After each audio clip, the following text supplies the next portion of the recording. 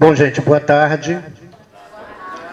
Nós vamos dar sequência hoje ao quarto seminário do Procad Amazônia. E, presidindo a mesa, nós teremos a professora Sheila Prachedes, com a companhia maravilhosa das duas colegas, uma da UF e outra da Universidade Federal de Rondônia, professora Mara Centeno, professora Elizabeth Chaves de Mello, que todos já devem conhecer aqui na UF, porque é uma figura de suma importância para essa instituição. Então, eu vou passar, sem mais delongas, porque nós já estamos atrasados, o microfone para a professora Sheila, para ela passar a palavra aos colegas, e, em seguida, a gente tem um pequeno intervalo e a segunda mesa das 4 às 18h30, das 16 às 18h30. Ok?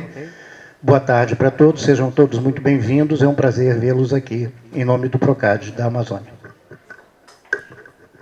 Boa tarde a todos, sejam bem-vindos ao terceiro dia do quarto seminário Procad Amazônia. Aos alunos que estão aqui presentes, sejam bem-vindos, as discussões aqui têm começado desde terça-feira, com mesas fantásticas e discussões muito instigantes, e a gente tem vindo aí, o Procad é um programa de cooperação, para quem não sabe, programa de cooperação entre universidades. Então, aqui está presente a Universidade Federal de Roraima, a Universidade Federal de Rondônia e a Universidade Federal Fluminense, que nos cedia e nos ancora e nos ampara em nossos programas de pós-graduação. Na mesa de hoje, a gente junta essas três pessoas aqui, e para abrir hoje, sem muita demora aqui, eu estou ao lado aqui da professora Elizabeth Chaves de Mello e da professora Mara Centeno. E aí, a nossa primeira fala aqui é com a professora Elizabeth Chaves de Mello, aqui do programa de pós-graduação em literatura da UF. A professora Beth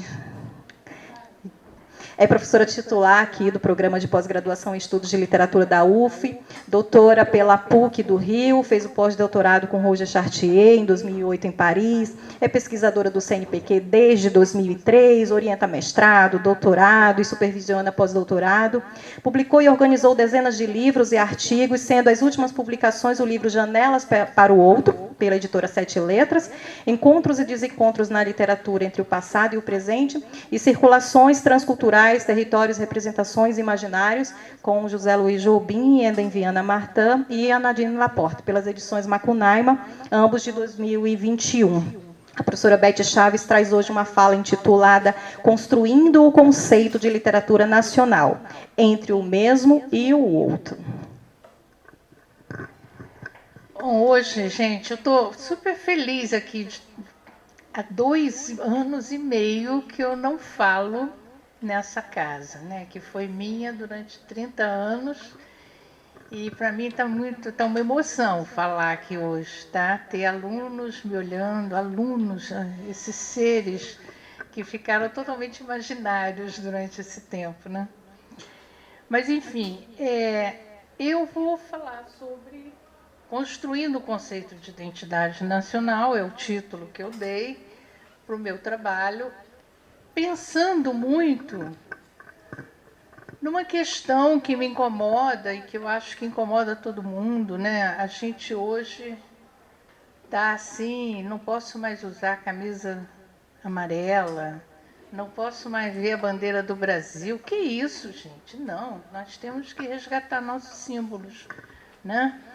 E, para isso, a gente tem que pensar o que eles representam, o que significa essa questão da identidade nacional, né?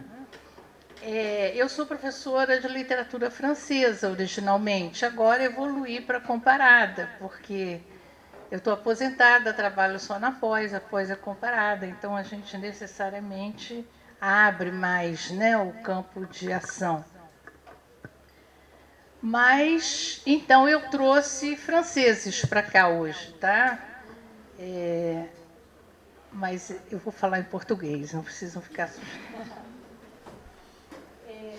Então, a gente começa perguntando, né, o que seria essa questão da identidade nacional. Seria uma coisa que sempre existiu, né, que os limites da minha aldeia, quando o homem vivia em aldeias, né, seria... Beth, fala no microfone. Não estão ouvindo? Seria essa sensação de eu pertenço a esse lugar, né? Eu sou daqui. É uma sensação, essa identidade nacional, que a gente tem muito quando sai do Brasil, né? E quando a gente sai do próprio estado em que vive, em que nasceu, a gente tem essa sensação, né? Eu não sou daqui, tem esse estranhamento. E esse estranhamento é muito maior de um país para o outro, evidentemente. Bom, essa questão é muito pertinente hoje, porque nós estamos... Eu tentei dar um ar de globalização, enfim... Nós estamos hoje vivendo uma opção de questões, né? Países emergentes em busca de identidades, né? Depois do processo de descolonização, muitos países ficaram meio à deriva, né? Procurando quem sou eu, né? Uma identidade. O Brasil viveu isso no século XIX. O chamado leste europeu, que desabou, né, no final do século passado e cujos países ainda buscam uma identidade. Nós estamos vendo essa guerra da Ucrânia, né, aqueles milhares de refugiados fugindo de um lugar para o outro. E a gente fica, eu não sei vocês, mas eu fico pensando como é que vai ser a vida dessas pessoas, o que eles vão construir, né? Enfim, nas democracias ocidentais, nós temos fragmentação, exclusão, violência, né? Fenômenos multirraciais e multiculturais, que torna muito importante essa questão da identidade nacional. Isso aí eu já falei, né? Bom, uma curiosidade, François Furet, que é um historiador francês, ele afirma, né, ele vai estudar os programas de ensino da França no século XIX e vai descobrir que a história como disciplina só consegue entrar no currículo quando justamente ela vai adquirir a função de despertar a consciência nacional. Isso para a gente pensar em como essa questão da consciência nacional é importante. Bom, então, no século XVIII, nós temos a grande obra gigantesca, né, do século XVIII, que é Enciclopédia, né, que a gente estudou, todo mundo estudou isso no ensino médio, eu espero, né? O que foi a enciclopédia, né? Foi o Google de hoje, né, gente? Era a ambição de criar a enciclopédia, se concretizou hoje com o Google. Aquele espaço, o Google é um espaço virtual, cabe mais coisa, né? Mas era o espaço em que se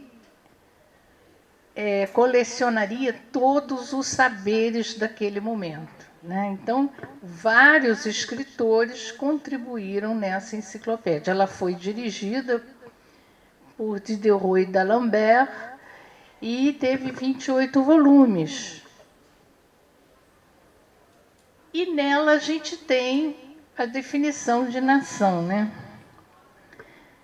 Palavra coletiva da qual fazemos uso para exprimir uma quantidade considerável de pessoas que habitam uma região circundada por certos limites, obedecendo ao mesmo governo.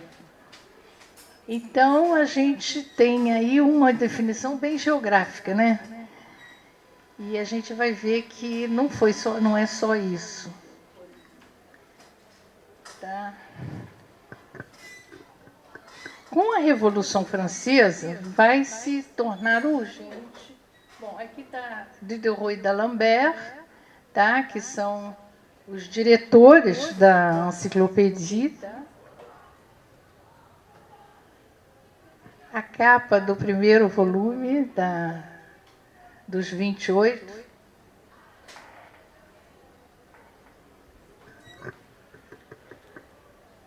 Bom, então, com a Revolução Francesa, vai se tornar urgente definir o que é nação.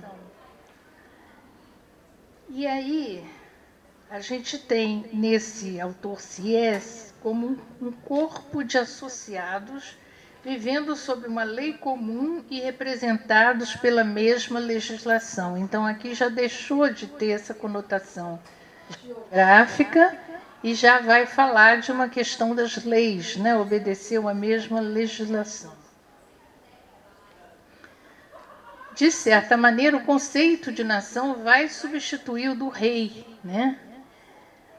No novo sistema. Acabou o rei, que era aquela entidade, né, de droit divin, como eles diziam, direito divino, né? O rei era uma figura divina. E eles acreditavam realmente nisso, né? E vai entrar o conceito de nação. Então, seria o princípio fundamental no qual vai se basear toda a ordem política.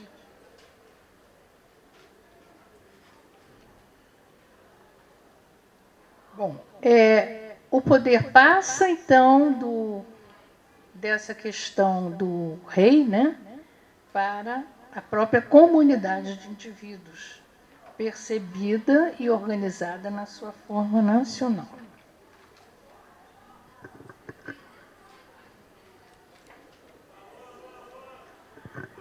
Então, o conceito de nação ele está muito ligado à Revolução, tá? A Revolução Francesa, tá? Que vocês sabem que foi uma revolução que muda a cabeça das pessoas na época, não só na França, porque os franceses tiveram a ousadia de cortar a cabeça de um rei, né?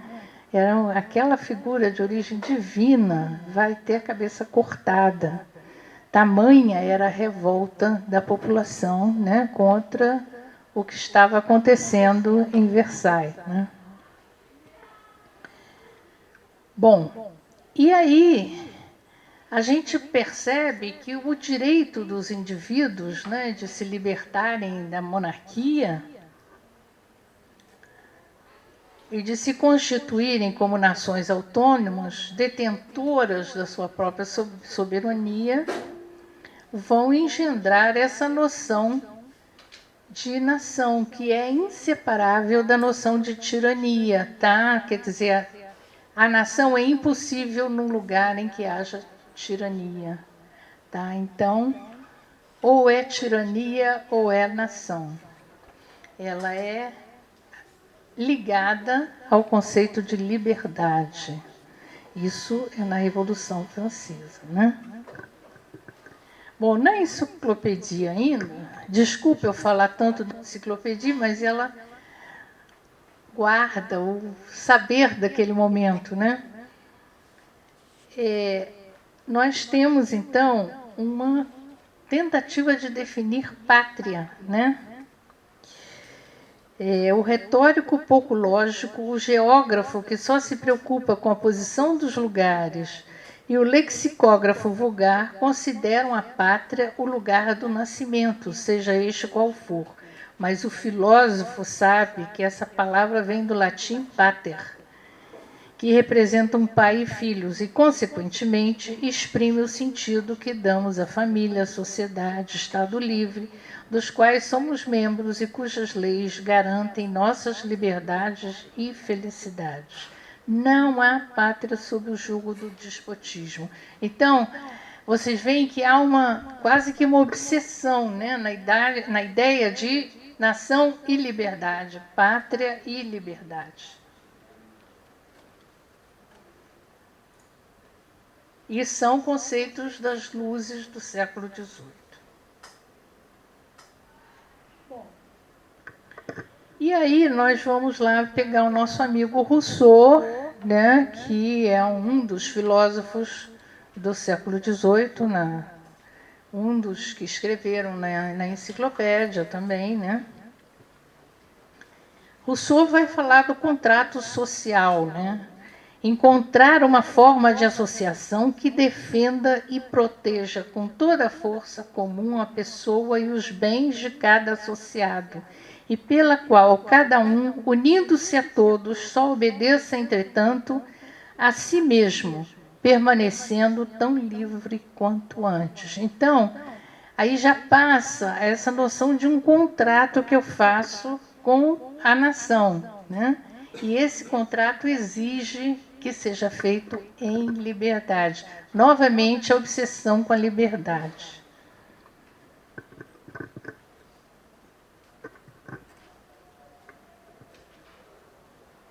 Bom, Cassirer, que é um filósofo atual, né, alemão, a identidade nacional nunca será realizada pela força. É na liberdade que ela deve se fundar.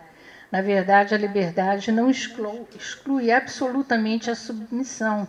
Ela não quer dizer arbitrário, mas, ao contrário, estrita necessidade de ação. Então, novamente, a insistência na liberdade, mas uma liberdade com ação.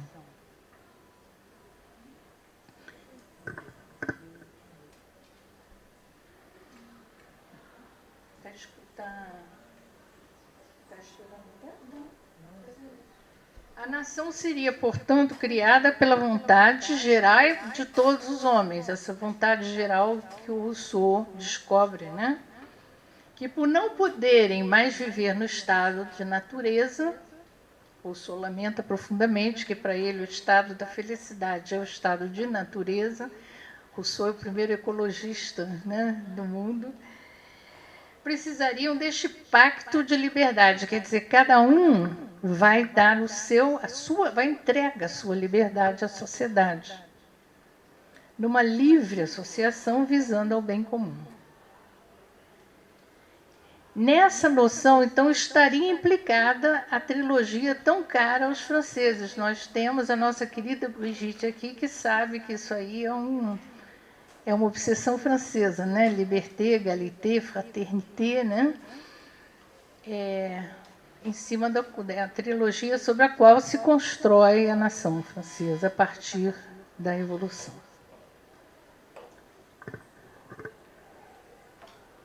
Só para vocês verem a carinha do Rousseau, ele tem uma cara super suíça, ele não é francês, tá?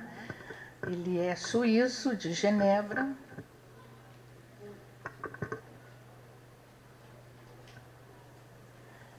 Rousseau, na literatura, ele é classificado como pré-romântico, ele tem textos, ele tem romances, La Nouvelle Héloïse, ele tem mesmo o Emile, enfim, ele tem alguns romances pré-românticos e na filosofia também ele é bem romântico, ele é idealista,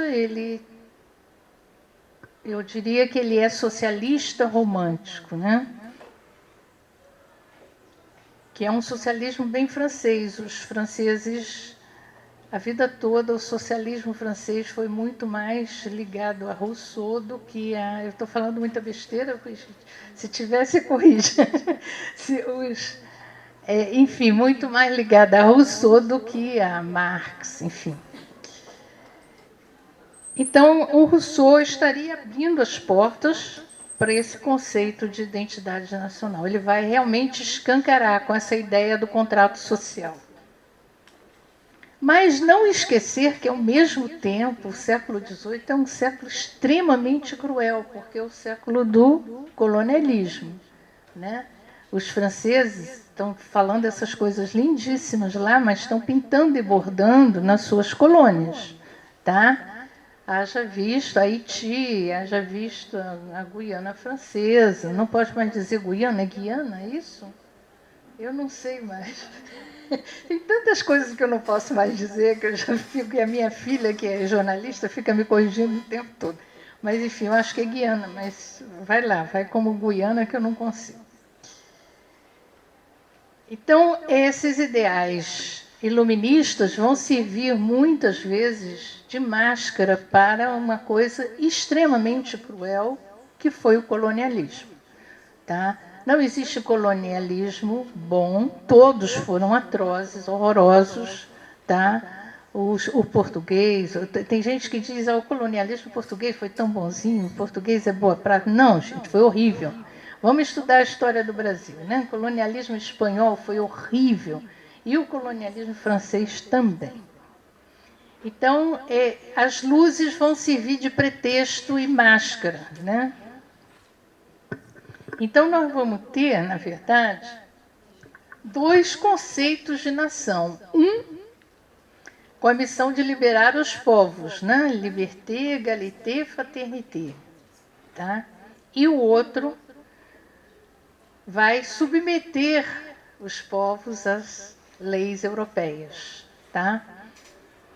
E essa ambiguidade é determinante da reação dos outros povos europeus, porque a França ela era importantíssima naquele momento. Né?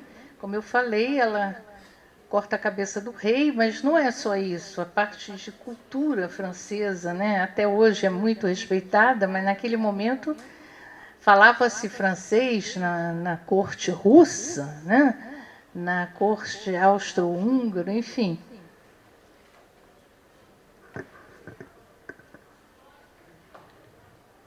Mas eles, ao mesmo tempo, imitam a França, mas temem, né? Porque tem esse colonialismo também que eles percebem que vai desencadear coisas muito cruéis. Bom, eu boto o nacionalismo romântico com ponto de interrogação, pensando em autores como Michelet, historiador, é um historiador romântico, importantíssimo e delicioso, precursor da nova história, porque ele não acredita na objetividade da história, então ele romanceia, ele usa o imaginário, é muito bom. E Victor Hugo, que era o maior escritor da época na França, né? Um romancista que faz romances históricos notáveis. Eles têm um nacionalismo romântico, todos dois, né? E unem fé religiosa com convicção política, enfim. Nessa linhagem aí, a nacionalidade vai derivar da vontade, né?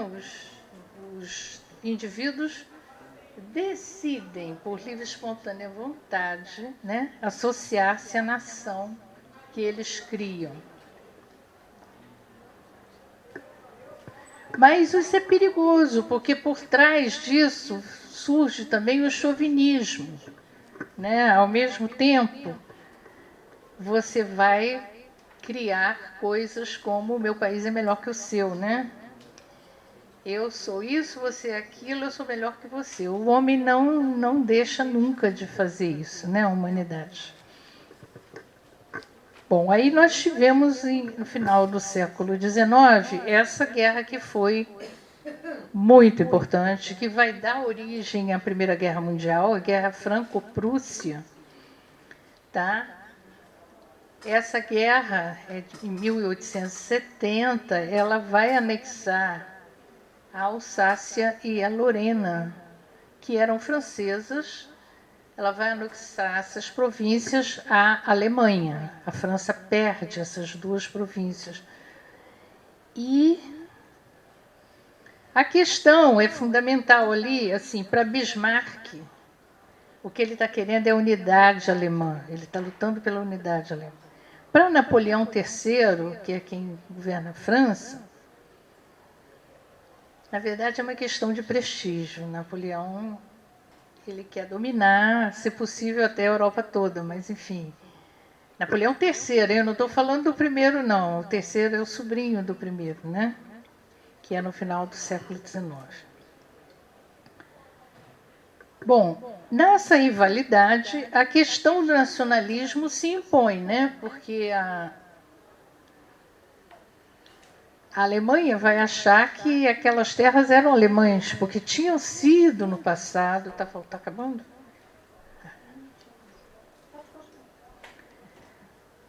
Está acabando, falta uma pagininha aqui.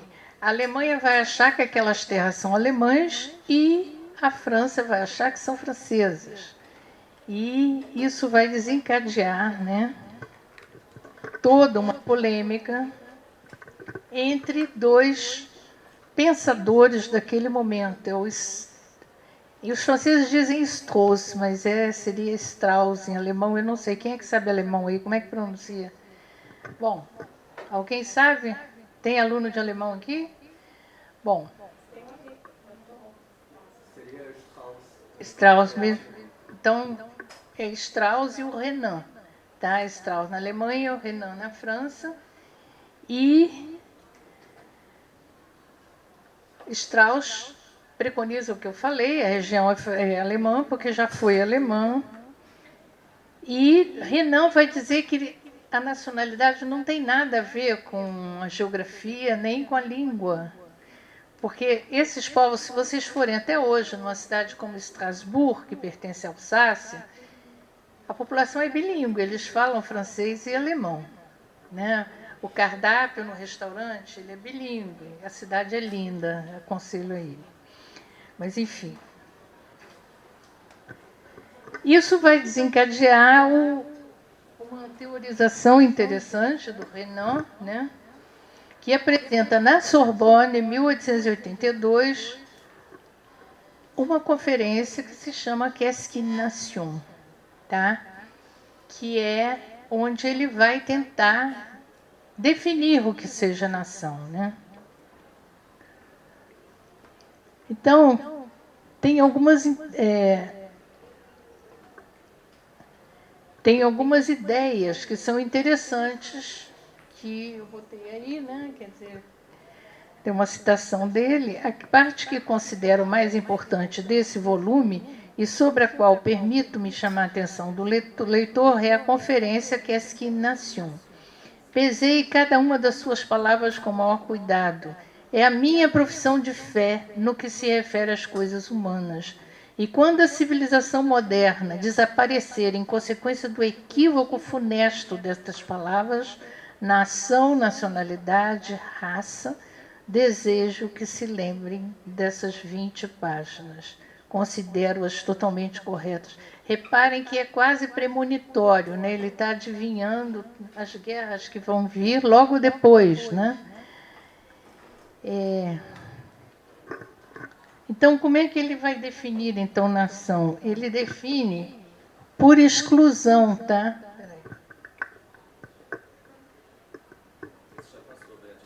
Passei? Lá abaixo? Não.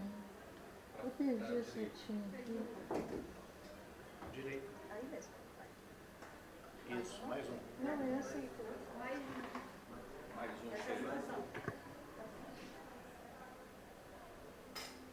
Não, aí é só a carinha do Renan. Não, volta lá. Então, ele vai definir por exclusão. Nem a raça, nem a língua, nem a religião, nem o interesse econômico e nem mesmo a geografia definem uma nação. Ele, na verdade, ele cita como exemplo a Suíça e aqui eu me lembro do meu amigo Pierre Guizan, que faleceu há 1 ano de Covid, que era suíço, e ele falava muito isso, a nação, a Suíça, fala 4 línguas, né? E todos eles se sentem totalmente suíços. Não há dúvida nenhuma de que a pessoa é suíça. Então, essa questão da língua com a identidade nacional é muito discutível. Tá? Basta ver o exemplo da Suíça. E eles convivem muito bem. Então, para Renan, não é nada disso.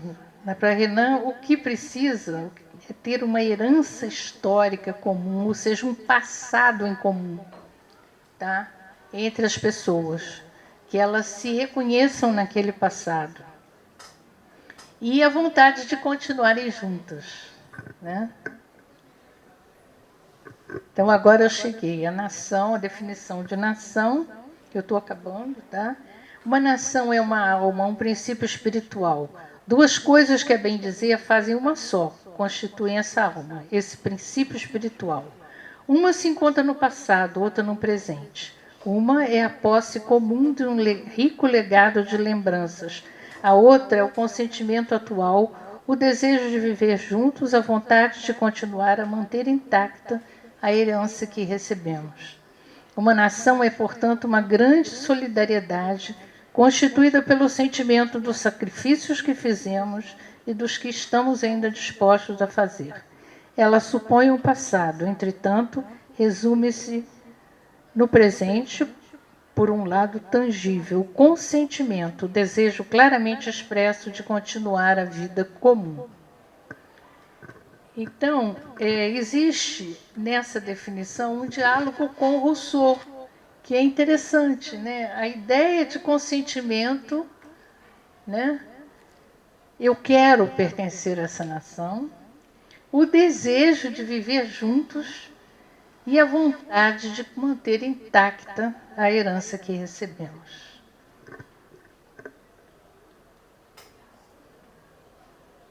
Bom, então, só para trazer para os dias de hoje, essa questão é cada vez mais urgente. Eu acho que a gente tem que pensar muito nisso, né, quando a gente fala de identidade nacional, quando a gente pensa nessa questão.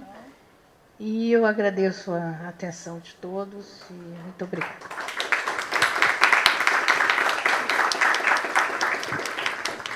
Obrigada, professora Beth, pela aula. Extremamente necessária nos dias de hoje, extremamente necessário durante essa semana em que a gente tem a celebração de um coração acontecendo por aí. E de coração sendo... E ela não falou o nome dessa outra nação, né? Não. Nem precisa, né? Mas passo agora a palavra para a professora Mara Genesi Centeno Nogueira. Ela possui graduação em História pela Universidade Federal de Rondônia, mestrado em Geografia pela Universidade Federal de Rondônia também, e doutorado em Geografia pela Universidade Federal do Paraná. É professora adjunta no Departamento de História da UNI, Rondônia, e professora no programa de pós-graduação do mestrado acadêmico em Estudos Literários de Rondônia, que tem o bonito nome e a sigla MEL. Tem experiência na área de história e atua com vários temas, aí, especialmente memória, patrimônio, morte e estudos amazônicos. A professora Mara apresenta agora seu trabalho intitulado As Vozes Literárias da Amazônia, inventariando a produção literária em Rondônia. Bom, boa tarde a todos. Eu inicio aqui minha fala já agradecendo, sobretudo, ao Procad, né, porque nós estamos aqui em decorrência dele.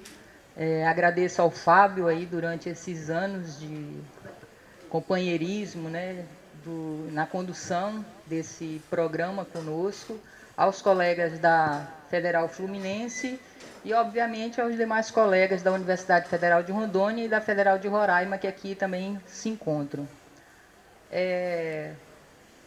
Esse trabalho que eu trago aqui na tarde de hoje, ele vem de um questionamento que eu sempre ouvi nos corredores da universidade do qual eu participo. E a pergunta que eu sempre ouvi era: existe literatura em Rondônia? Rondônia é um território, no caso, um estado, onde é composto, na grande maioria, por migrantes. Então, as pessoas que chegam a Rondônia, elas desconhecem o lugar e, muitas vezes, procuram continuar desconhecendo. E aí, eu ouvi essa pergunta várias vezes, e sendo rondoniense, a pergunta soava por vezes como irônica da parte de alguns e de total desconhecimento por parte de outros interlocutores. Em outras ocasiões, ouvia que a produção era secundária e que não merecia ser objeto de pesquisa dos mestrados ofertados pela única universidade pública do Estado, que é a UNI. Sabemos que a literatura produzida no Estado tem uma circulação baixíssima. Algumas produções são bancadas pelo governo e a grande maioria é financiada com recursos dos próprios autores, o que faz com que as edições sejam limitadas e atinjam um número reduzido de leitores.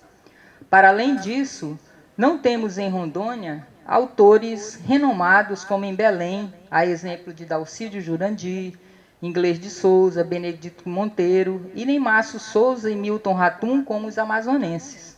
Porém, temos autores com uma boa produção literária, como Paulo Cordeiro Saldanha e Antônio Cândido, da velha guarda literária, e entre os jovens destacam-se Simão Oliveira e Eliseu Braga, dentre outros, que ainda não conseguiram ganhar o mercado editorial, mas estão conseguindo formar público leitor e, com isso, furar a bolha da academia ao ter suas obras na condição de objeto de pesquisa em trabalhos de conclusão de curso de graduação e nas dissertações de mestrado.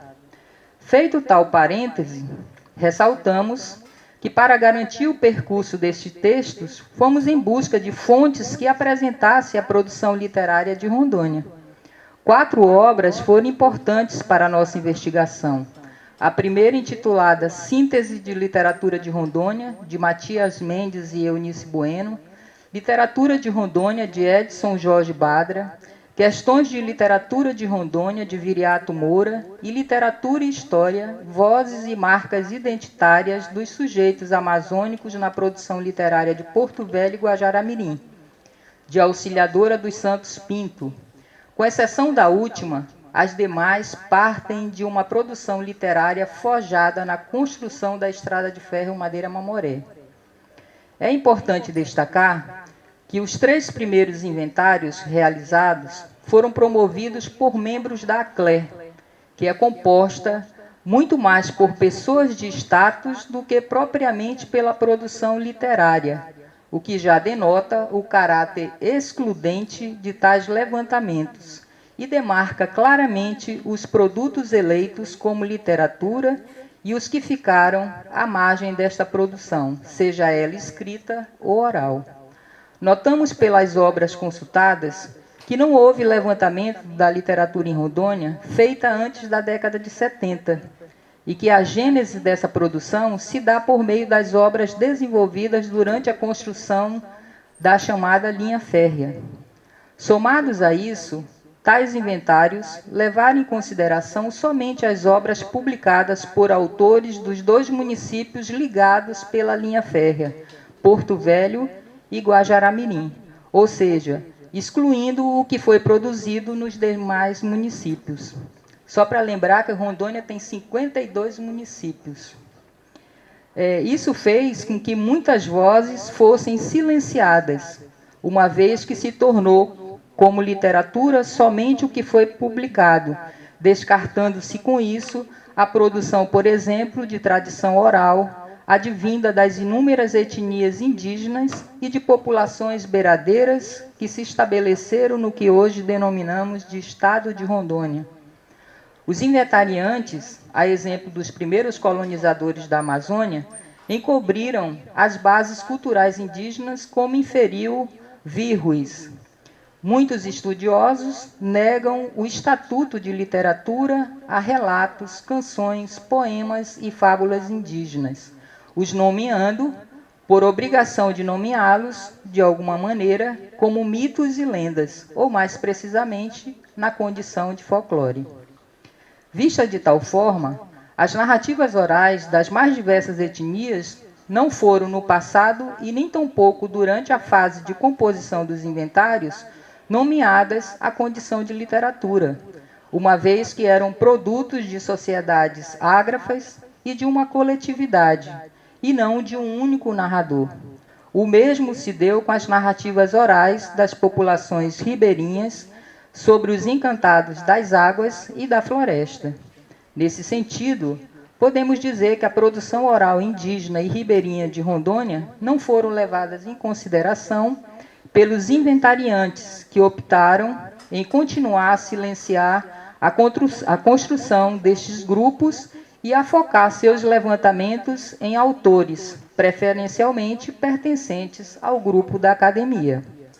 Outra ausência percebida que podemos destacar são os poemas deixados pelos trabalhadores da extinta Estrada de Ferro Madeira-Mamoré. Como já destacado anteriormente, a primeira fase da literatura rondoniense está ancorada em relatos de viajantes e de narrativas históricas sobre a linha férrea. Dentre estes produtos estão Estrada de Ferro Madeira-Mamoré, de Neuville Greg, engenheiro da ferrovia, Selva Selvagem, no País das Amazonas, de Pinto Pessoa, engenheiro que passou em Porto Velho durante os anos 20, e A Ferrovia do Diabo, de Manuel Rodrigues Ferreira, historiador que mapeou fontes primárias e secundárias e produziu uma das mais importantes obras sobre a madeira mamoré, dentre outras. O relato de Greg e o trabalho histórico de Manuel Ferreira, sobretudo, contribuíram para que obras ficcionais surgissem por meio de autores que não nasceram e nem moraram em Rondônia, mas que produziram romances tendo por mote a referida linha férrea. Barros Ferreira com o romance da Madeira Mamoré, de 1950, Márcio Souza com Médio Maria, de 1980, e Kurt Falkenburg com o romance denominado As Botas do Diabo, de 1971. Porém, podemos dizer que, para além dessas obras, as poesias de trabalhadores da ferrovia corroboram, apesar de não terem sido referenciadas para o conjunto de representações oriundas da implantação da modernidade em plena floresta amazônica, né, para evidenciar essa produção. A partir dela, foram produzidas uma série de obras que trouxeram como signos o diabo e o trem. A exemplo da Ferrovia do Diabo, As Botas do Diabo, ou Trem Fantasma, Modernidade na Selva, Trem Vivo, Viagem ao Imaginário da Ferrovia do Diabo e Trem das Almas, que ajudaram a promover um espetáculo dantesco marcado pelo inferno da terra das seringueiras e pelo trabalho exaustivo a que foram submetidos os trabalhadores de mais de 50 nacionalidades que desembarcaram em Porto Velho na condição de ferroviários, como podemos observar nos excertos das poesias produzidas pelos dois trabalhadores. E aqui uma das poesias que eu consegui localizar, desses trabalhadores da ferrovia, a primeira se chama A Terra dos Seringueiros. E ela diz mais ou menos assim: é uma velha zona quente como inferno. O trabalhador está descrevendo o cenário da ferrovia. É uma velha zona quente como inferno, onde o diabo cozinha seus fantasmas e dança e salta em torno de seus caixões. Sem precisar procurar muito tempo, se encontrem um canto do inferno no Brasil. O que é preciso é ter mais de 7 vidas e mergulhar em quinino num barril. Será que lamentamos estar aqui, nesta terra de árvores de borracha? Chove todo dia, mas ainda bem, pois o que se quer é voltar para casa. Algum dia eu vou deixar este lugar? Pergunte ao mosquito a picar pela meia, ao bicho do pé que dorme na sua derme, ao inseto rubro que arde como brasa. Pergunte aquela coisa que chamam carne. E o outro é uma poesia denominada Trabalho, que o outro autor diz o seguinte: o trabalho nunca termina, nesta febril ferrovia. Não há tempo para alegria. Aos prazeres sempre diga, outro dia. O trabalho nunca termina. O trabalho não acaba nunca. Trabalha na luz e na penumbra. Trabalha até estar perto da tumba. E outra turma sua tarefa assuma, porque o trabalho não acaba nunca. A segunda fase, depois de passada essa primeira fase, né, que tem esse signo da ferrovia do diabo, né, a segunda fase da literatura rondoniense é sobretudo marcada pela poesia. Nota-se, no entanto, que o poeta enaltecido não é nascido num lugar e nem escreveu, a exemplo de sua obra chamada Cousa Alguma, nada sobre Porto Velho, cidade em que morreu e foi sepultado em 1916. Falamos aqui de Vespasiano Ramos, maranhense, que é exaltado como precursor da literatura de Rondônia. Como explicar isso? Afinal, Vespasiano Ramos é autor de um único livro, não é um grande representante da literatura nacional e se tornou mais conhecido em Porto Velho do que no seu estado de origem. A resposta talvez esteja na saga pela busca de um grande nome para a literatura rondoniense.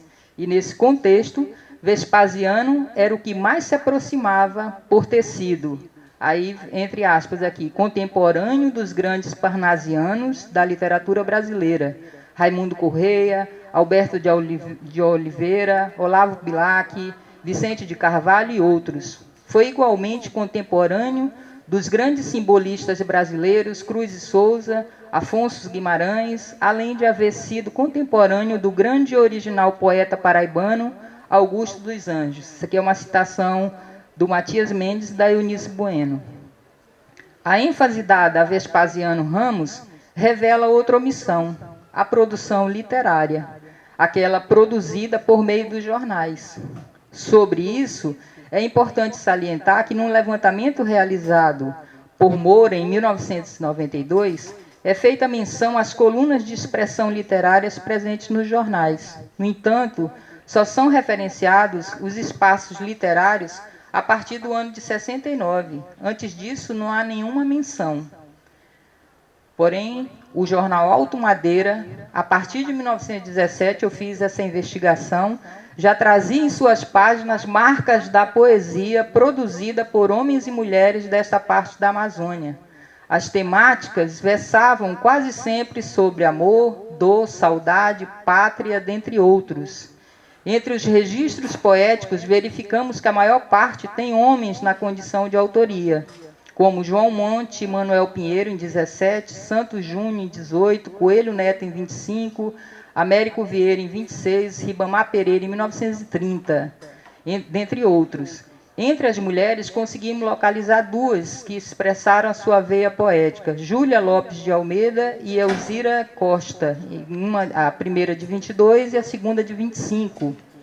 Percebemos que a maior parte desta produção pode ser encontrada com certa facilidade, uma vez que estão, na grande maioria, nas primeiras páginas do jornal, evidenciando com isso a falta de pesquisa mais aprofundada e objetivando construir uma memória que não se interessava pelos vencidos.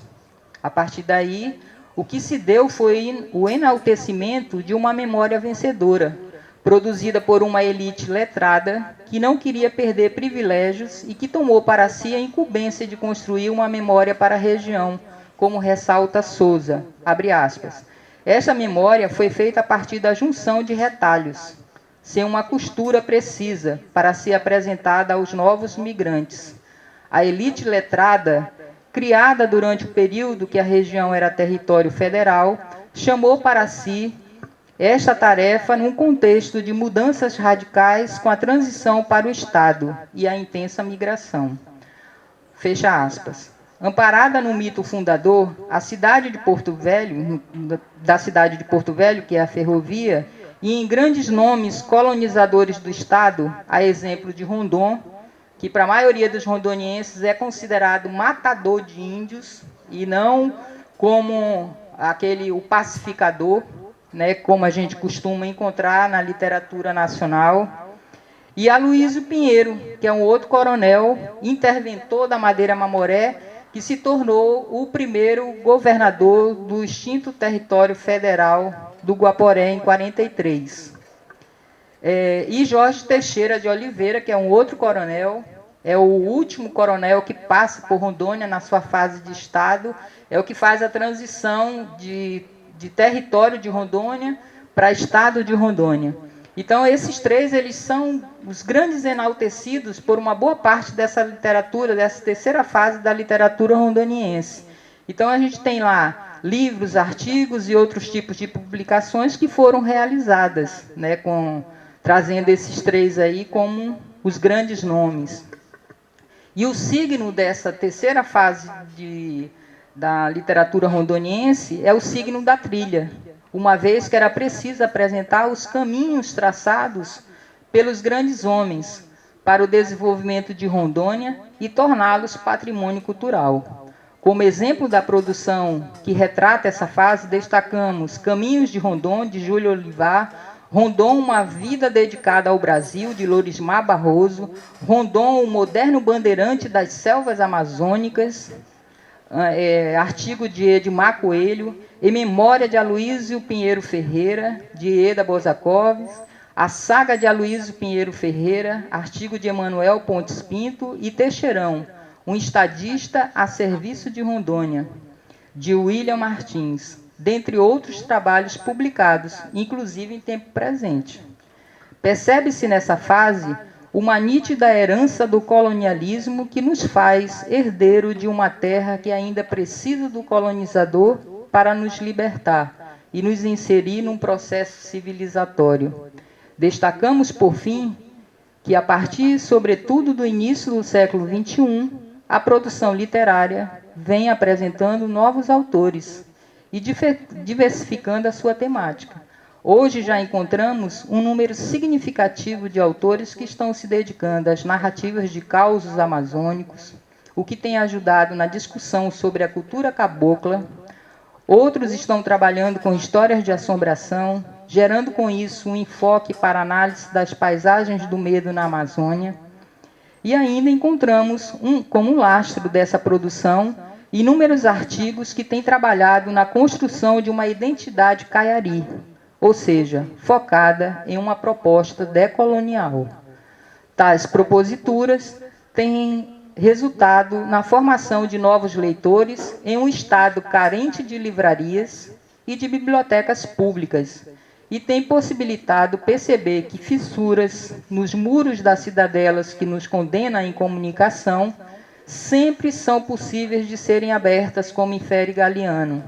Para isso, se faz necessário, antes de perguntarmos se existe literatura em Rondônia, primeiro conhecermos os autores, lermos as suas produções que, a nosso ver, em tempo presente, têm contribuído para denunciar o que dói, para nos conhecer e nos salvar do paraíso do diabo criado pela literatura excludente produzida durante anos nesta parte da Amazônia. É isso.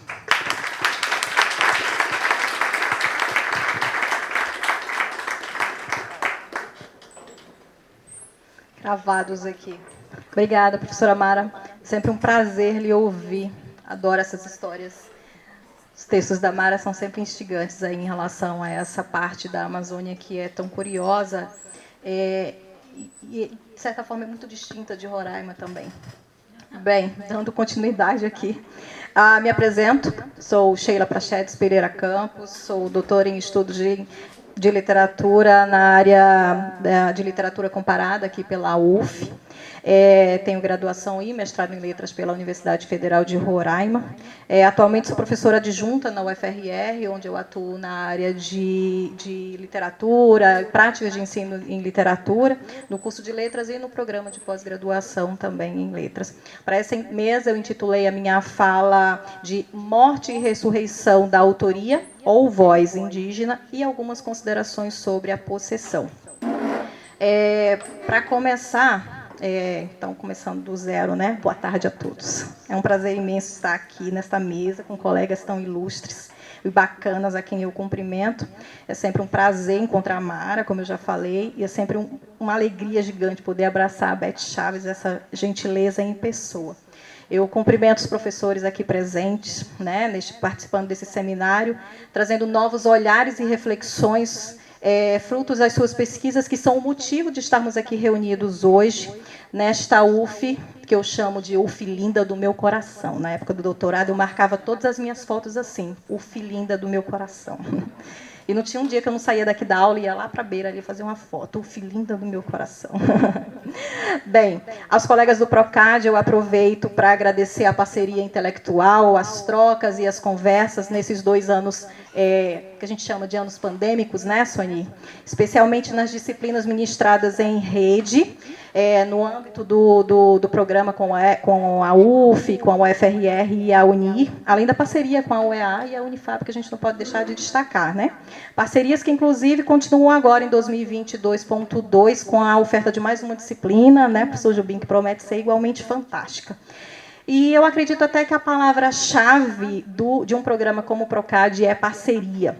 Então, eu não poderia deixar de citar as minhas aqui. Professores Fábio e Mibiele, pelas interlocuções desde a minha graduação, passando pelo meu mestrado, e que são parcerias desde sempre, e às vezes eu costumo pensar que é desde que o mundo é mundo. E ao professor Jobim, pela inspiração, pela gentileza e pela clareza teórica desde sempre. A gente já falou aqui, né, que ele é a espécie de liga disso tudo aqui. Bem, eu trago para a conversa de hoje aqui algumas discussões que ainda estão ganhando forma para um texto completo. E quando eu tive que fornecer meio de supetão e super atrasado para o Fábio o título, eu botei morte e ressurreição da autoria e da voz indígena e algumas considerações sobre a possessão, e acabei puxando para a fala de hoje algumas considerações sobre a possessão, e ainda em desenvolvimento a segunda parte, que vai estar no texto completo, mas que já está bem encaminhado. Para começar, eu quero fazer referência a um episódio que voltou a vir a público na semana passada. Só para esclarecer, então, eu vou contar a história. Em 1973, o ator Marlon Brando foi agraciado com o Oscar de melhor ator pela Academia.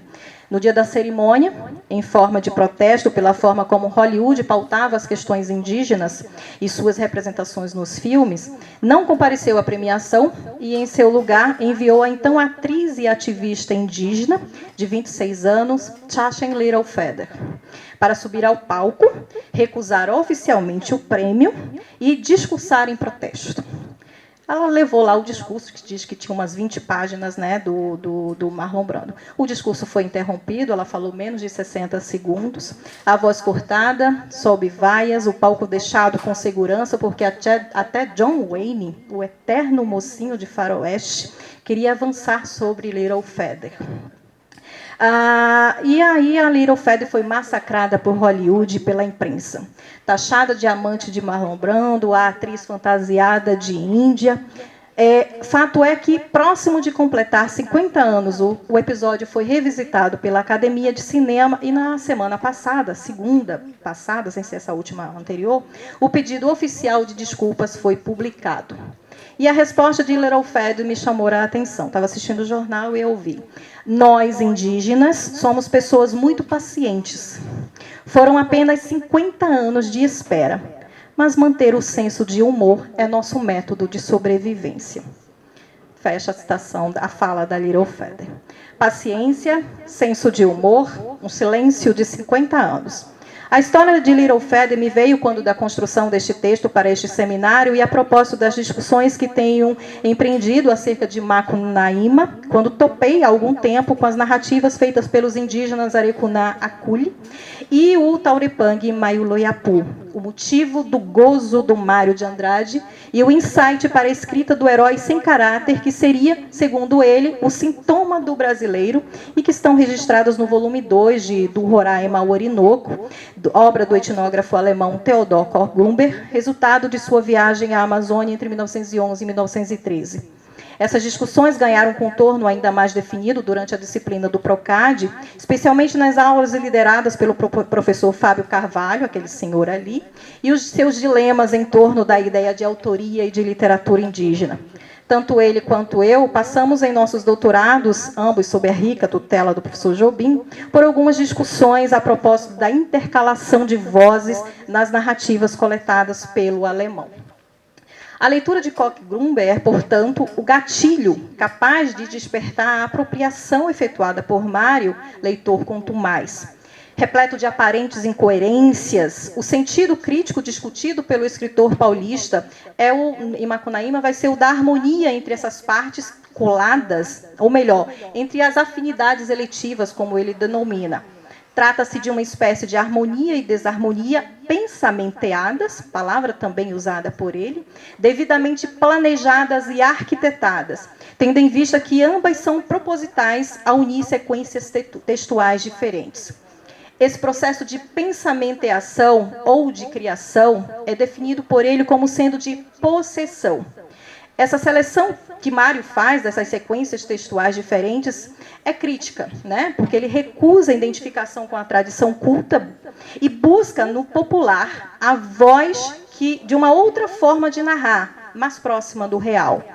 Ele lê Kornblumber, um antropólogo que produz um texto de caráter científico, mas o lê com olhos seletivos, distanciados daquela alta cultura, e faz opções e segmentações capazes de estabelecer um horizonte que captasse não somente a perspectiva cultural do olhar indígena, mas do brasileiro e do indígena como sendo também brasileiro, posto que também era brasileiro. Essa perspectiva cultural seria, portanto, a do brasileiro real, ao colocarmos em caráter de relação o ponto de vista do indígena em contraposição ao ocidental. Então, nessa esteira de pensamento, essa descoberta que Mário faz quando da leitura de Koch-Grünberg, e que o faz gozar, como ele confessa, é a possível descoberta de que a narrativa indígena é, de certa forma, invisível. Ou seja, há a imagem generalizada de que o índio não sabe escrever e de que na fala produz uma narrativa desconexa e sem continuidade. Mário parte dessa ideia do senso comum, propondo a narrativa indígena e popular, portanto, como possível de ser literária e até mesmo canônica, como uma narrativa que tem semelhanças com outras formas do Ocidente, mas com foco no popular. Então, Macunaíma é, logo, fruto dessa disparidade unificada, dessa junção, dessa colagem da multiplicidade de vozes que, embora unificadas, ainda assim arrastam outras vozes em alarido, né? Como vai dizer o Ferreira Goulart, né?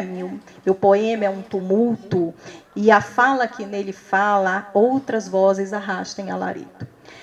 Trago Mário para a discussão, para pensar a ideia de como a autoria ou a voz indígena pode apontar para um elaborado processo de construção literária que, em muitas situações, usa o registro das narrativas indígenas como ponto de partida e passa, em muitos casos, pelo trabalho da chamada mediação cultural, ou, do que o Fábio Carvalho denominou aqui na nossa primeira mesa, intermediação acadêmica.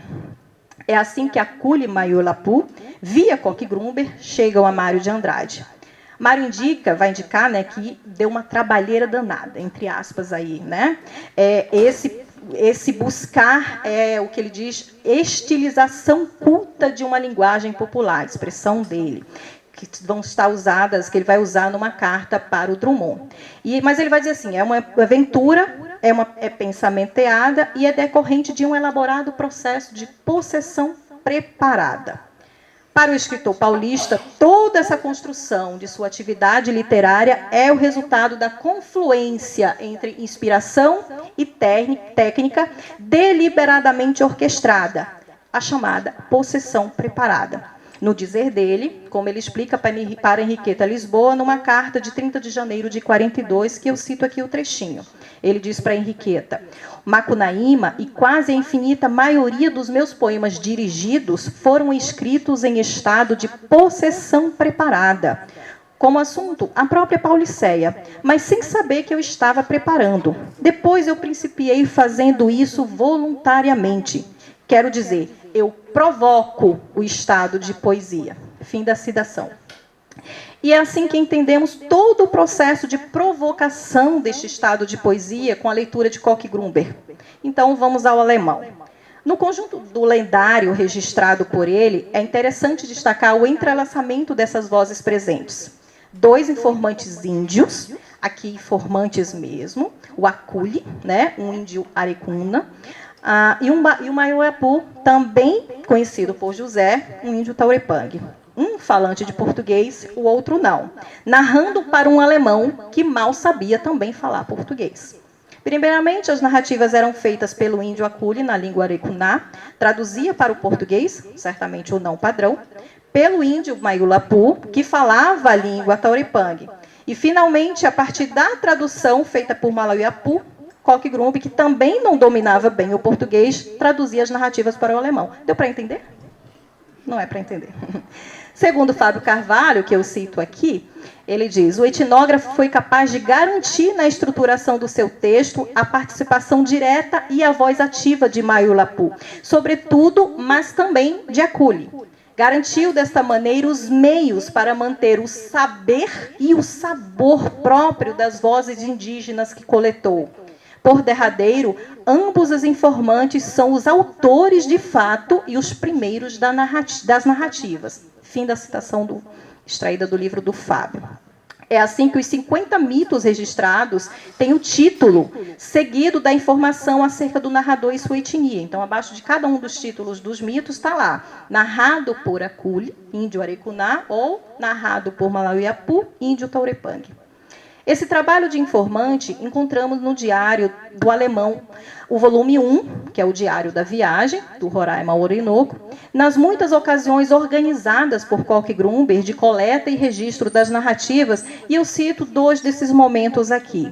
Um deles diz assim: José está sempre à minha disposição. Todo dia ele dita para mim textos Tauripang, contos e fórmulas mágicas, e nós os traduzimos juntos, palavra por palavra, para o português. Assim, aprofundo-me mais e mais nessa língua rica e, com trabalho fatigante, obtenho um material valioso. Em outro momento, o encontro dele com os mitos do Macunaíma. Diz assim: José Maiulapu me contou lendas da sua tribo, conhece muitas delas. Diz que seu pai, que Neves chama de papagaio, por ser muito falador, é o que conhece muitas mais. E ele me conta dos feitos do pérfido herói da tribo, Macunaíma. Fim das citações. Neves, o papagaio, né, o pai do Malauiapu, é o que conhece mais. É o que sabe das narrativas. E esse papagaio falador, ele pode ser coincidentemente aquele narrador lá do Macunaíma do Mário. Sabemos que absolutamente nada para o paulista era coincidência. Isso aí a gente sabe.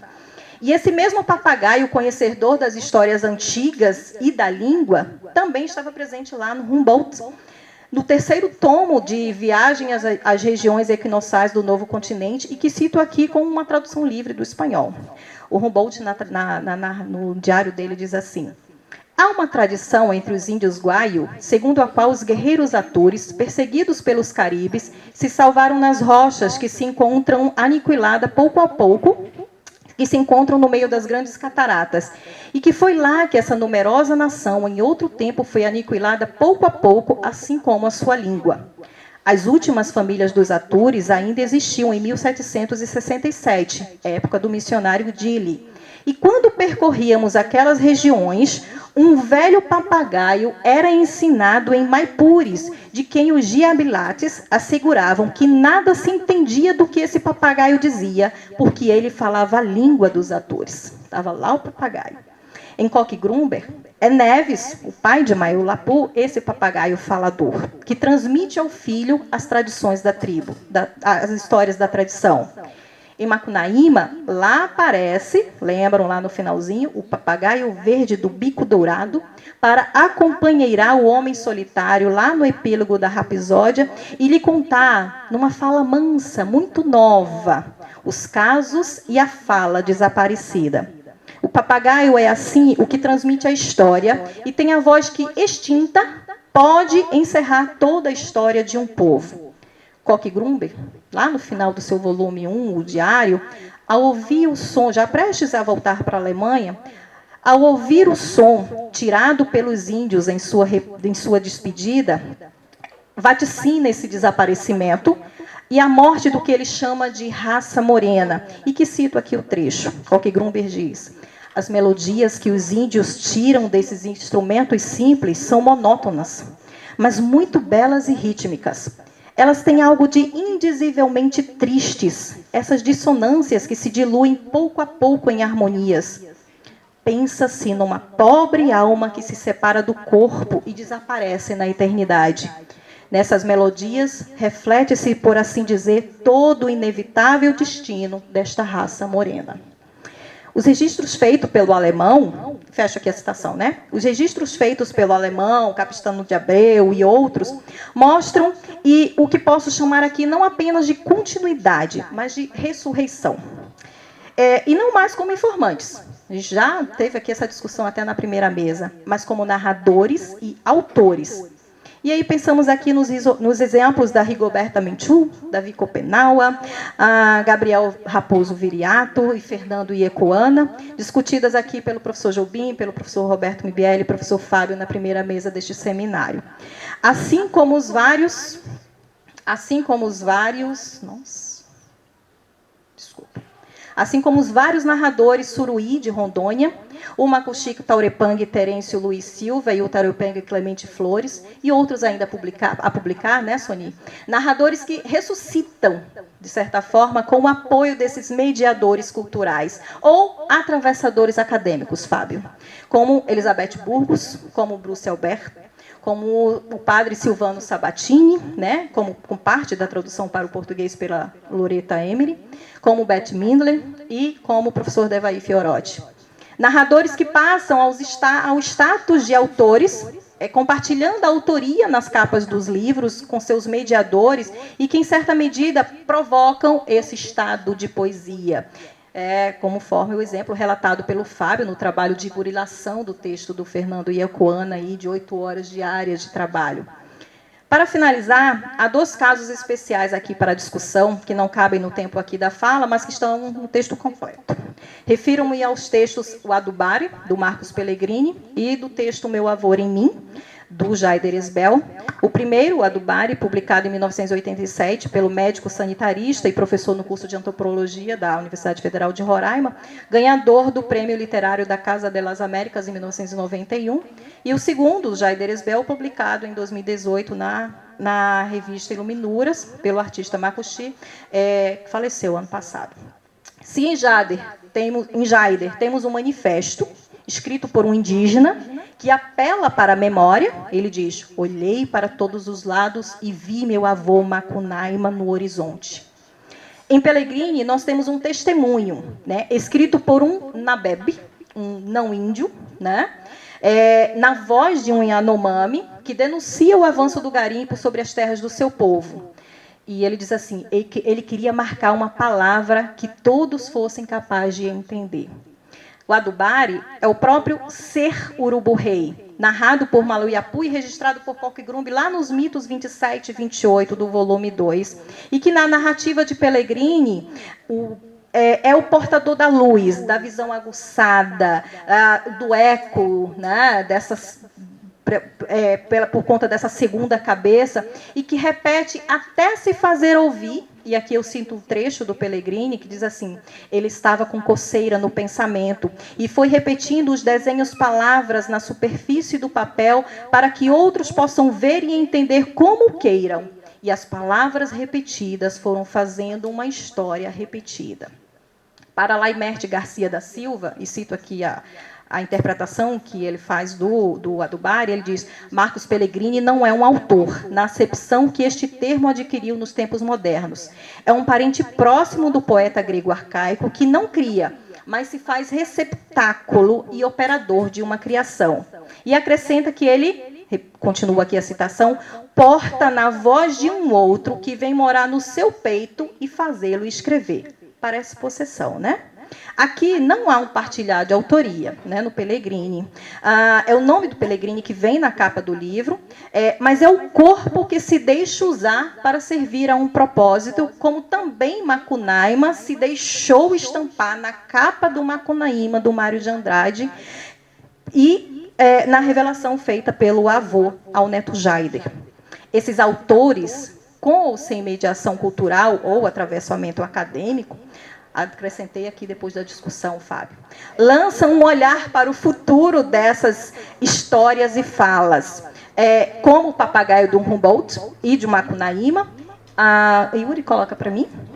E como o fotógrafo Devaí conseguiu registrar através da imagem, que aqui eu reproduzo, que me foi gentilmente cedida pela Soni, e esta imagem encerra a última página da obra Pantopiá, e com a qual eu encerro a minha fala. É uma imagem que muito conversa com aquele vaticínio que eu li no comecinho aqui da minha fala, feito pelo Coque-Grumber, né? Feito há 100 anos pelo alemão, sobre esse desaparecimento desta raça morena.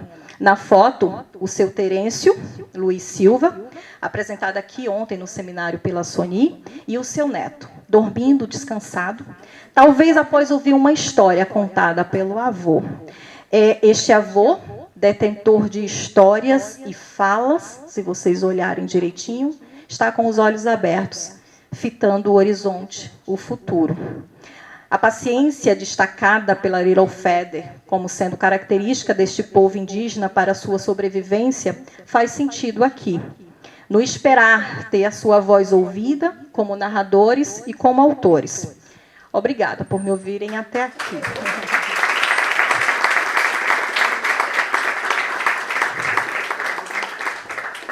Muito bom.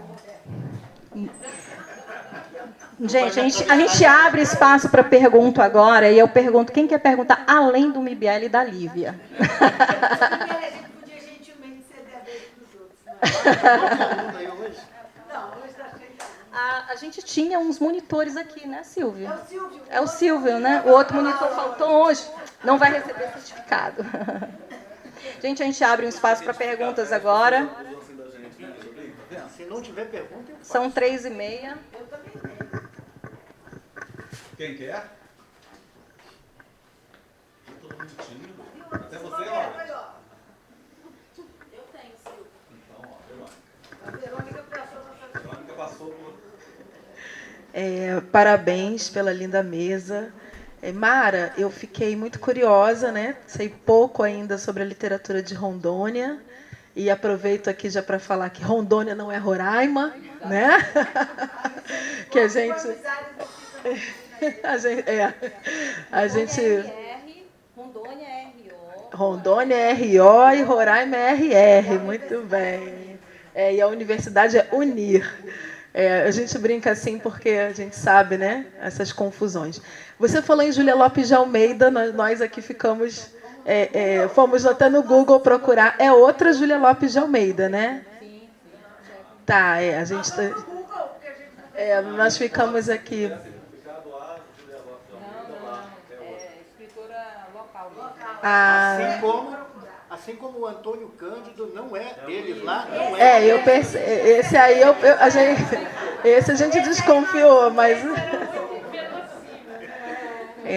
E eu queria saber, Mara, a partir da tua exposição, se você tem assim para recomendar algum tipo de antologia ou historiografia literária de Rondônia, até para fazer circular, né, esses autores que a gente pouco conhece. Enfim, falar um pouco mais sobre isso, né? E te perguntar sobre o que escreve a Júlia Lopes de Almeida de Rondônia. Fiquei curiosa, tá? A minha pergunta.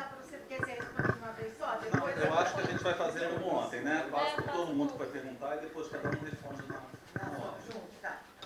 Bem, Mara, também muito obrigada. Aliás, a mesa estava linda, né? Fomos da Europa para a Amazônia, assim, que nem samba do crioulo doido consegue fazer isso, Europa, França e Bahia. Mas foi belíssima a mesa. E a Beth eu tenho a oportunidade de escutar há muitos anos, a Sheila também, que tive a alegria de tê-la no meu curso quando ela fazia doutorado.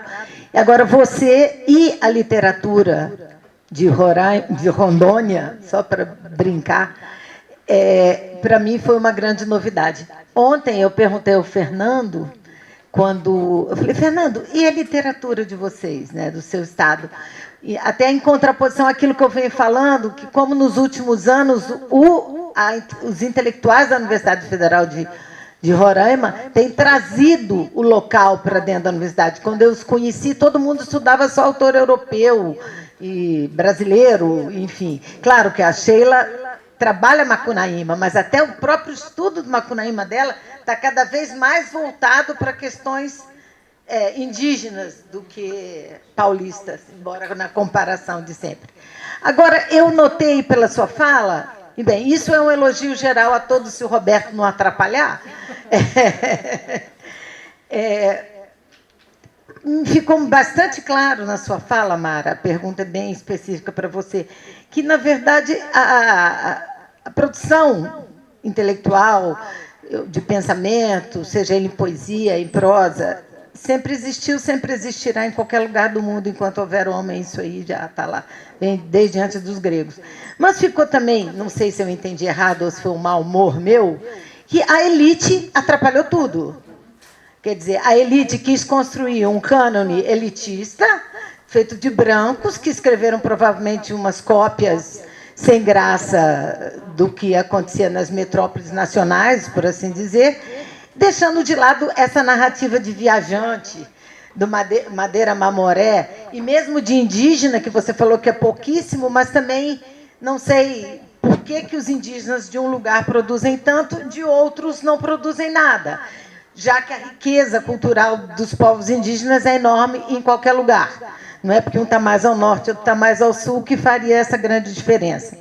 Então, a minha reflexão que eu queria compartilhar com você, que você é uma especialista nisso, que, como a Verônica, eu nunca tinha ouvido falar na literatura do seu estado, é isso, quer dizer, mais uma vez, as elites brancas, entre aspas, letradas, nem que seja letradas num lugar que não gerou assim, grandes letras em termos nacionais, mas o que o imaginário brasileiro produziu a respeito do Madeira Mamoré é muita coisa.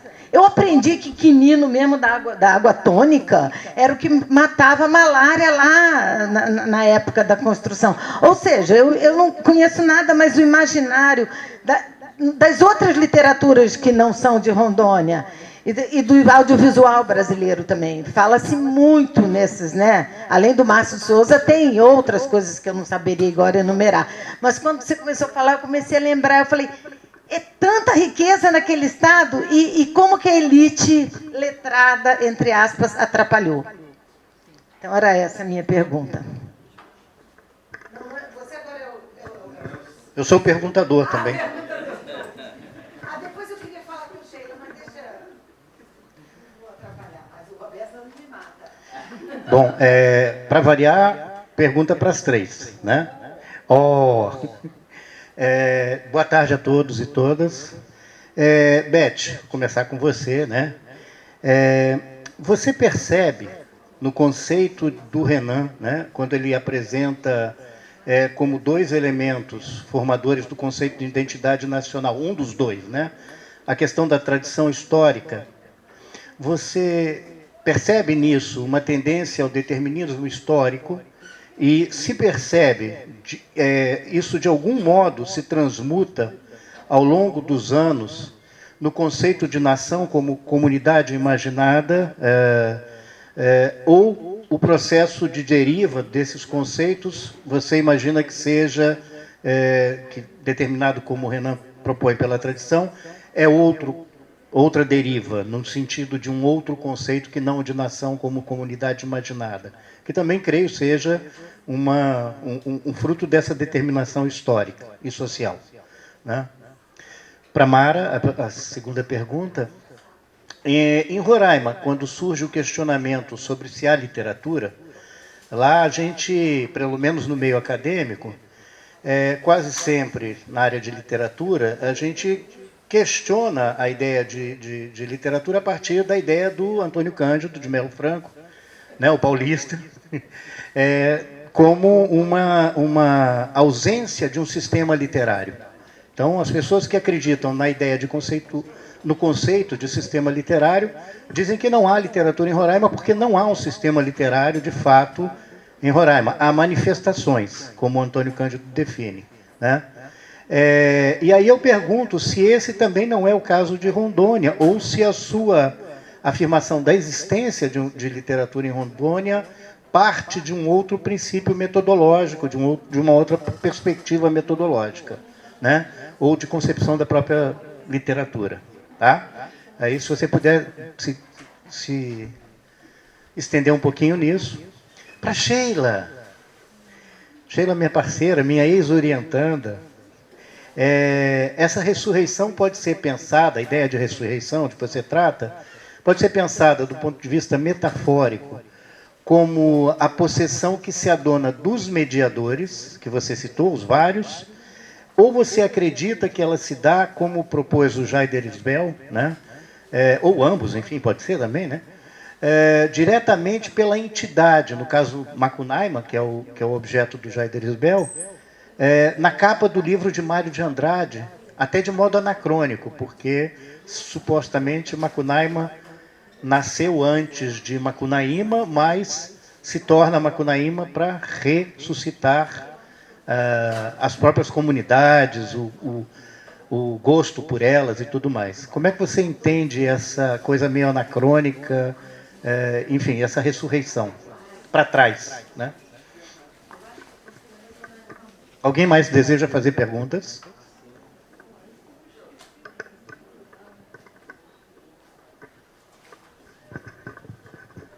Boa tarde. A minha não é bem uma pergunta, eu quero pedir para a Mara, para ela falar sobre essa identidade caiari, né? Essa nova formação da identidade caiari lá em Porto Velho.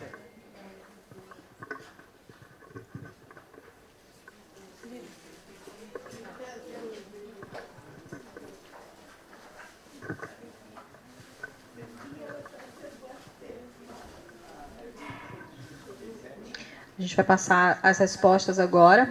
E aí a gente encerra, porque a gente tem o lançamento de 2 livros aí, o cafezinho e a segunda mesa ainda, e a gente já fui ali acelerada pelo professor Vitor em relação ao tempo, tá?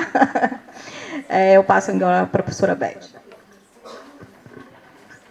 Bom, a pergunta foi tão longa e depois aconteceram tantas perguntas que eu estou aqui meio perdida. Mas veja bem, o Renan ele vive no apogeu do positivismo, tá? Final do século XIX, positivismo está imperando, né? Até mais no Brasil do que na França, né? Que o positivismo na França não teve tanta importância quanto aqui, né? Aqui a nossa bandeira, ordem e progresso, é uma divisa positivista e as cores verde e amarelo são cores do positivismo, né? Eu me lembro que eu brinquei, quando eu fui ao Canadá a primeira vez, eu brinquei com quebecois, né, do Quebec. Mas vocês têm uma bandeira francesa, porque a bandeira deles tem a flor de lis, né, da monarquia. Ele olhou para mim, vocês também. Eu tomei um susto, eu falei, oi? Ele falou, vocês têm uma bandeira verde e amarela, escrita Ordem e Progresso, mais positivista do que isso, impossível, né? Bom, o Renan, como todo bom positivista, ele é determinista, sim. Eu concordo totalmente com você. Eu acho que tem essa questão não só do determinismo, como da ciência, né? Por trás das teorias dele, né? Dessa valorização da ciência na filosofia, né?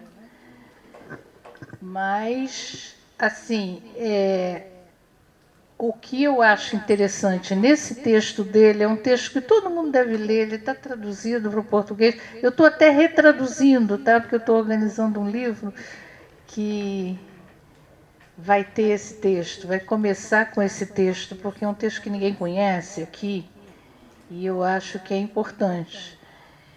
Mas ele, nesse texto, na verdade, ele tenta, né, dar uma definição mesmo ao conceito, né, de nação, e uma definição científica para ele, como bom positivista, né? Mas como é que ele vai encontrar uma definição científica? Seria por essa questão da história, né? Que também está sempre ligada, né, no positivismo. A história positivista foi a história que veio até nós. Nós estudamos. Você talvez não, que eu acho que você pode ser meu filho, mas pode sim, eu tenho um filho de 53 anos, não sei a sua idade, mas o meu mais velho tem 53. Você está jovem, Beth. Mas, enfim, a gente estudou a história positivista. A história fez a grande revolução, aliás, na França também, né? Essa nova história e tudo. Mas eu tenho a impressão que até essa criançada aí estudou ainda quem descobriu o Brasil, em que dia, que data, e não sei o quê, papapá, né? Quais são os presidentes do Brasil e aquelas coisas que a gente decorava. Mas, enfim, eu acho que é uma tentativa interessante de definir nação. Eu acho muito difícil definir nação, mas ele abre um espaço para subjetividade também, né? Quando ele acrescenta a questão do desejo. né? Você quer ser, porque você sempre pode não querer ser aquilo, né?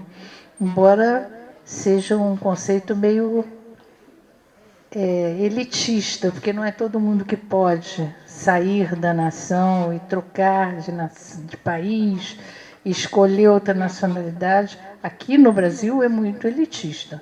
Na Europa talvez seja mais fácil, porque os países são pequenos, eles trocam.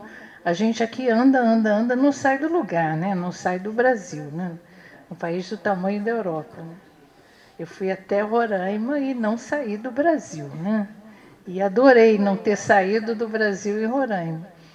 Acho que me senti brasileiríssima lá. Mas, enfim, é isso. Eu concordo com você. Tem um fundo determinista e esse fundo determinista é positivista. Tá? É a questão da ciência mandando lá para baixo. Obrigada, Beth. Mara? Bom, respondendo a você, Verônica, né? Júlia Lopes de Almeida é porto-velhense, né? Os escritos dela têm algumas poesias que versam sobre a questão da solidão, da mulher, da questão do amor. Então, na década de 20, né? Essa poesia. A gente pode estar compartilhando com você, porque hoje o que você encontra ainda relacionada a essa produção de autores de Rondônia, né, tem muita coisa vinculada à década de 70, à década de 80. Como eu já falei, essa produção ela começa a ser enaltecida a partir dessas décadas. Então, o próprio governo do Estado, através da Secretaria de Cultura, financiou alguns livros, e esses livros hoje a gente só encontra em sebo, né? Então há necessidade de se fazer um inventário, como eu estou sugerindo aqui nesse texto, né? Um inventário muito mais minucioso para que a gente possa efetivamente fugir até um pouco mesmo dessa vertente da academia, para a gente ver o que efetivamente é essa produção, que vai para além daqueles que estão vinculados à CLE. Tá? Não sei se respondi. Com relação ao que a professora perguntou, nessa questão das elites letradas, realmente a senhora tem toda a razão. O texto eu menciono sobre isso, eles efetivamente atrapalharam essa produção, porque eles se intitularam, né, os guardiões dessa, vamos dizer assim, dessa literatura rondoniense. Exatamente. Isso. E aí resolveram construir todo um discurso vinculado a essa parte da Amazônia, né, do qual eu falo, e simplesmente apagaram a questão das vozes indígenas, das vozes ribeirinhas, tanto que hoje a gente está vendo, e aí já complementando um pouco ali o que a Sônia perguntou, né, a gente está vendo ali uma ideia de exaltação a uma identidade caiari, que Caiari era o nome originário do rio que corta Porto Velho, né, que hoje, a partir da chegada do colonizador, passou a se chamar Rio Madeira. Exatamente. Aí o Caiari é o Rio Madeira. Então, essa identidade Caiari é a chamada identidade Bera, que está dando lá um movimento na musicalidade de Rondônia, que é se voltar mesmo para as raízes rondonienses, né? Para que a gente possa romper um pouco esse cenário e até mesmo enfatizar para esses que estão chegando e que ainda fazem esse tipo de provocação nos corredores da própria universidade, né? Se existe uma literatura rondoniense, aí eu não sei. Eu sempre penso naquilo que o Márcio Souza fala num dos artigos que ele mencionou, que eu até anotei aqui, né? Que a gente não está procurando rotular uma literatura de Rondônia, mas pois entendemos que tal rotulação, a exemplo da literatura amazônica ou regional, são rótulos, como disse Márcio Souza. Mas a gente pretende, no caso, com esse artigo, apresentar alguns cenários que são do lugar, porque Rondônia já é confundido com Roraima. Então, parece que a nossa produção ela é de Roraima. Então, eu até trouxe uma camiseta, só que eu já usei, vou mandar lavar, eu acho que eu venho amanhã para provocar, que está lá escrito, Rondônia não é Roraima. Justamente para enaltecer isso. Então, a gente está tentando resgatar essa cultura caiari justamente para enaltecer, para podermos fazer essa divulgação. E aqui é uma grande oportunidade que a gente teve de estar apresentando. Talvez o texto não seja essa maravilha, né, o que vai resultar disso na produção, mas pelo menos é um pontapé inicial para que as pessoas comecem a conhecer, né, aquilo que foi produzido, essas fases dessa literatura rondoniense, os signos que estão presentes nessas obras literárias, na primeira, na segunda, na terceira e na quarta fase, na fase que nós estamos, para que as pessoas comecem, inclusive, a procurar, de repente, para conhecer, né? Quem sabe aí a gente não consiga passar do Vespasiano Ramos e construirmos nomes que venham efetivamente a enaltecer essa literatura local. Uma linha aberta de pesquisa para aluno, né? Sim. Como as mulheres foram resgatadas e continuam sendo, né? Uma das vertentes do feminismo no Brasil é resgate. E deve ter de resgate de história, de ribeirinho, de trabalhador, da estrada. Essa estrada não povoou o meu imaginário à toa. Sim. Eu sou daqui. A Estrada de Ferro é o mito fundador da cidade, né? Com certeza. Então, é por isso que essa literatura ela parte desse mito fundador. Então, ela esquece tudo que ficou. Aí o ribeirinho, né, que já estava lá, o próprio indígena, ele não é resgatado, porque é um discurso vencedor que se tenta construir com essa literatura. Aí, ao invés de se falar do indígena, vai se falar do Rondon, que é considerado um matador de índio. Matador de índio. Exatamente. Gente, e o texto da Sheila eu não tive a oportunidade de acompanhar, mas eu amei. Desculpa, né, porque meio que ficou confuso aqui a disputa com o Roberto, que é o seu queridinho. Vocês têm que se entender para os próximos eventos. Né? Tirando palitinho. Sim. Mara, você disponibiliza para a gente esses textos da Júlia? Eu fiquei interessadíssima. Outra Júlia.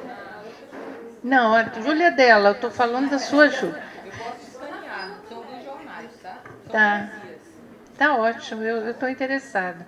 Outra coisa, gente, vocês todos aí da Amazônia, tem tanta gente da Amazônia, eu sugiro que vejam a exposição do Sebastião Salgado, Amazônia, né? Pelo amor de Deus. Está absolutamente imperdível no Museu do Amanhã. Lindíssima, emocionante, tá? Eu acho que vocês não podem deixar de... Eu chorei na exposição, está muito linda, está muito linda. Né? Obrigada. Deixa eu só concluir aqui a pergunta que o professor Roberto me fez em relação a essa ressurreição metafórica e que se ela, de forma que ela acontece, ela é metafórica e ela pode, pelo meu olhar aqui, acontecer de ambas as formas, tanto pela mediação, pela intermediação, pelo atravessamento, quanto pela própria assunção, pelo próprio assumir-se. E aí, nesse caminho aí até do assumir-se, a gente vai ter vários exemplos. A gente tem o Cristiano Apchana, a gente tem o próprio Jair Eresbel, a gente tem a Soni Fesek, que não precisou e não tem esses atravessamentos, né? E esse invocar a tradição, esse olhar para o passado, né? Mas para esse olhar para o passado, mas que também vai olhar para o futuro, e daí a ideia do urubu-rei com as duas cabeças, o olhar para o passado, o olhar para o futuro, passa por esse registro escrito, como forma de perpetuação dessas histórias, dessa fala esquecida. E a gente tem, por exemplo, o Mário deixando isso muito claro lá no finalzinho, lá no epílogo do Macunaíma. Papagaio, né, que detinha a fala esquecida e as histórias, e que conta para aquele narrador, para aquele homem solitário ali na beira do Ariquera, e é ele que vai contar a história que vai ser registrada e a história que vai servir de mote, inclusive, para tantas outras histórias, e levantar, principalmente em Roraima, todo esse olhar em torno das várias textualidades em torno do Macunaíma, do Macunaimã, do Macunaimi e todos os outros, Lívia. Depois eu te passo uma listinha. Tem uma aluna que fez para mim, a Jeane fez uma listinha para mim das várias formas. Depois eu passo para você também. Mas, gente, obrigada aí pela presença. E aí eu quero fazer... a gente tem um intervalinho agora de 5 minutinhos, que foi o que o Vitor me pediu. Tá, então a gente vai fazer assim, durante o café a gente faz a apresentação dos livros, porque o Vitor já me cobrou o horário. E aí eu convido vocês para a segunda mesa também, que está igualmente imperdível. Obrigada. Boa tarde, pessoal. Vamos tomar o café e gostaríamos de compartilhar com vocês essa divulgação bem rapidamente.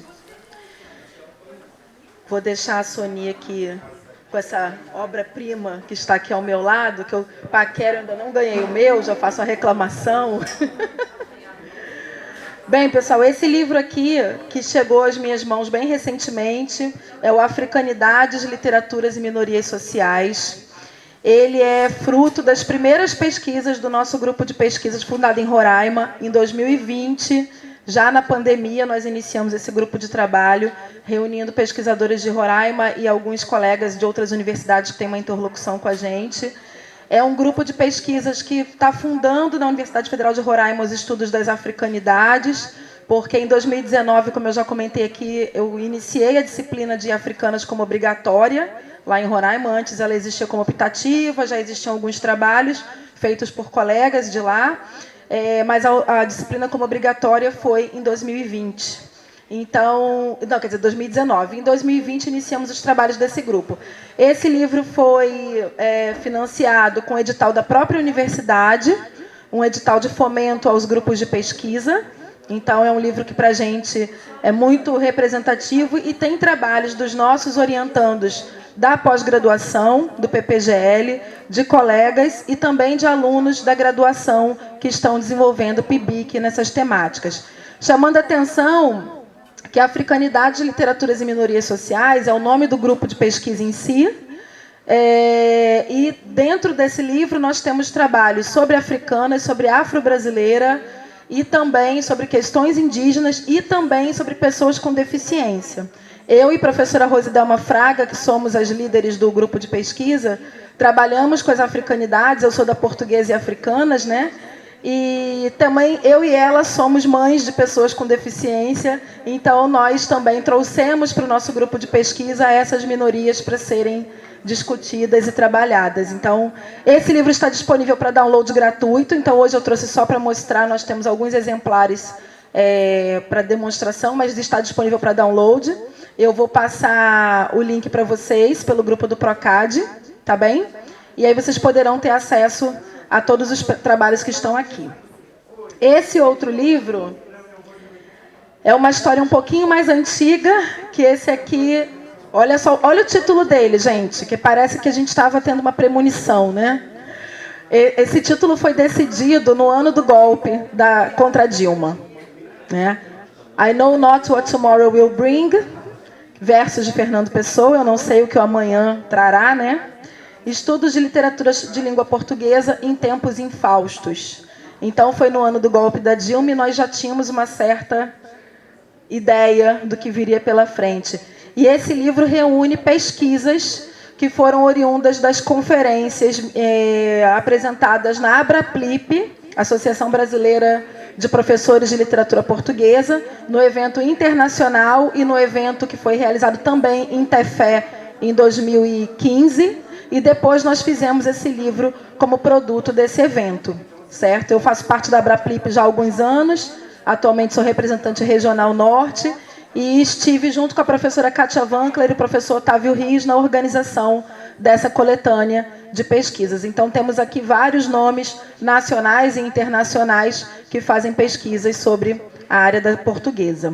Tá bem? Então, agora eu vou passar a palavra para a Sonida. Esse livro aqui também em breve estará disponível para download, mas esse eu trouxe alguns para distribuição, divulgação para os nossos colegas aqui. Tá bem? Obrigada pela atenção. Vou passar aqui para a Soni falar dessa lindeza aqui, o Pantão Piá. Mori Kamzá, boa tarde. Então, eu queria primeiro dizer da alegria que eu tive hoje de manhã, de poder ir no Museu do Índio e resgatar alguns dos volumes, de Pandompiá e Eremungon do Circo Roraima, que são resultado do projeto Pandompiá, Registro e Análise de Narrativas Orais Indígenas, que foi coordenado pelo professor Devaí Fiorotti entre os anos de 2006 e 2020, e foi financiado pelo CNPq, e que de primeiro momento, apenas registrava as histórias de vida, as histórias, né, narrativas mesmo, literárias, de cerca de 39 anciãos indígenas, tanto da Raposa Serra do Sol, quanto da terra indígena São Marcos, lá em Roraima, na fronteira, e que, por uma grande surpresa, né, acabou se desdobrando nesse livro, né, que reúne cantos, 79 cantos, que foram interpretados pelo seu Terêncio Silva e a dona Zenita Lima, Managá e Izaió, né, que, inclusive, a Sheila, né, apresentou a foto, fez a análise, belíssima, aliás, Sheila, né, fez a análise, né, hoje, desse ensaio, de uma das fotos que também estão presentes no ensaio fotográfico aqui dentro dessa obra, né, que, além desse ensaio, traz os 79 cantos em língua macuxi, em língua portuguesa e em partituras. Então, todos eles, né, todos os 79 cantos são também, né, transformados nessa linguagem musical. E a capa é feita, né, foi uma ilustração do Jaider Isbel, assim como a contracapa, né, e foram todos impressos com o financiamento da Unesco, do Museu do Índio, né, e da FUNAI, né, com essa parceria. E aí temos 1000 exemplares para distribuir, né, para as comunidades indígenas lá de Roraima e para outros, né, que também gostariam de conhecer mais das culturas, das literaturas, enfim, das artes indígenas lá de Roraima. Então, né, aqui está, eu já distribuí alguns, né. Logo a gente vai conseguir distribuir mais também, né, exemplares. O Museu do Índio já está aviando, né, uma parte dessa produção, desses 1000 exemplares, e todos serão distribuídos gratuitamente, né, para as comunidades indígenas, fazendo com que esse conhecimento, né, volte, né, para suas terras originárias, para os seus povos, e que eles a cada dia mais fortaleçam suas vozes, cantando em coro, né, por liberdade, por terra, por igualdade e pelo direito à vida, né, que acho que é o que todos nós queremos. Então, queria agradecer a todos e agora, né, dizer da minha felicidade de estar aqui com o livro. Obrigada.